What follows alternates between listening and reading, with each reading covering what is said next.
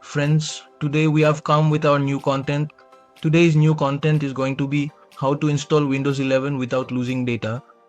So let's start the video without delay. So first of all, you have to go to the Windows option. After the Windows option appears, there is a setting option that you will find. You need to click on this setting option. After clicking, you will see an option called Windows Update at the very bottom.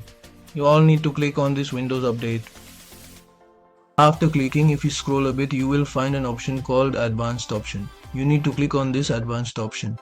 After scrolling a little, you will find an option called Recovery. You have to click on the Recovery option. After doing this, an option will appear in front of you saying Fix problems using Windows Update.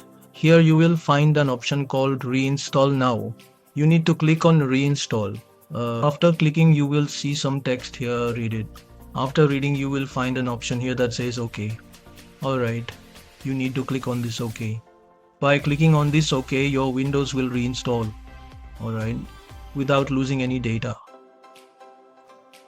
Our Windows is not reinstalling. It will take a little time. After that, our Windows will be installed. So friends, if you liked our video, please like, subscribe and share the channel.